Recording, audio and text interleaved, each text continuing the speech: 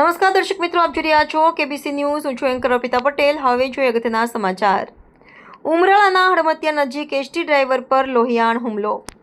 ગાય ભેંસનું ટોળું રસ્તો રોકીને ચાલતું હોય, ડ્રાઈવરે હોર્ન મારતા ઉશ્કેરાયેલા પશુપાલકે બોલાચાલી કરી હુમલો કર્યો.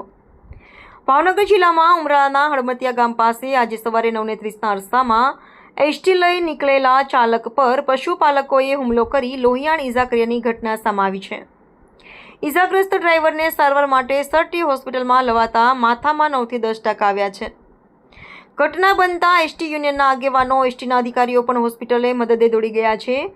આ બનાવની પ્રાથમિક ઉપલબ્ધ વિગત મુજબ ગારિયાધાર ડેપોના ડ્રાઈવર કિશોરભાઈ કુવાડિયા પોતાની બસ લઈને જતા હતા, ત્યારે ઉમરાળા પાસે હડમતિયા ગામે ગાય ભેંસનું ટોળું લઈ માલધારીઓ જતા હતા.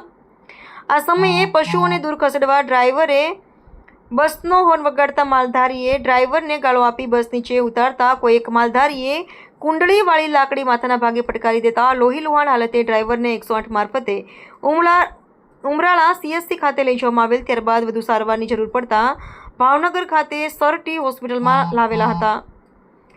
આ સમાચાર મળતા અધિકારીઓ તાત્કાલિક હોસ્પિટલ દોડી ગયેલ. મહાકર્મચારી મંડળના પ્રમુખ દિલીપસિંહ ગોહિલ, ભાવનગર વિભાગના પ્રમુખ જયદેવસિંહ ગોહિલ, BMS ભાવનગર વિભાગના પ્રમુખ પ્રહલાદસિંહ ગોહિલ, રાજનસિંહ ગોહિલ તેમજ અધિકારીગણમાં પરિવહન અધિકારી ATI Chirag Goswami, Mustakbhai ગોગદા, traffic inspector Kaushikbhai Upadhyay, સુધીરભાઈ કસોટિયા તેમજ બકુલભાઈ વાકાણી, દિનકરભાઈ રાવળ વગેરે તાત્કાલિક સારવાર અપાવી ખડે પગે રહ્યા હતા.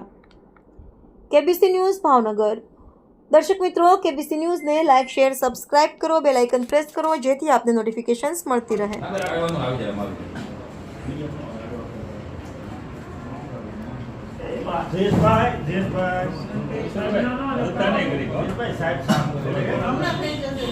હમણાં બધું સરસ થઈ જશે. આવી જાય, બધા આવી જાય, બીજા ઉભા બધા સાફ કરે છે ભાઈ.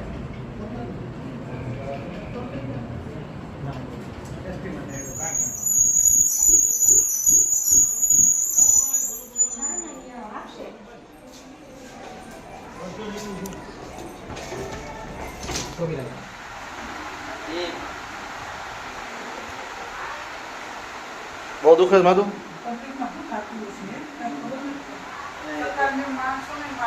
સરકારે એમ કહે છે તમે કાંઈ બોલતા નહીં. છે ને મગજનો ફોટો પડાવવા માટે ભાવનગર મોકલવા પડશે. એને ઇમરજન્સીમાં દેવું ને? હા, ઇમરજન્સીમાં આ એક ખંભે ઇન્જેક્શન દેવાનું છે. ચક્કર આવે છે કે થાય છે ભાઈ તમને?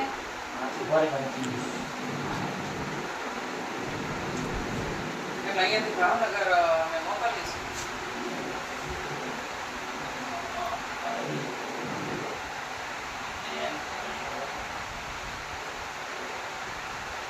ખાવાનું ઇન્જેક્શન આપી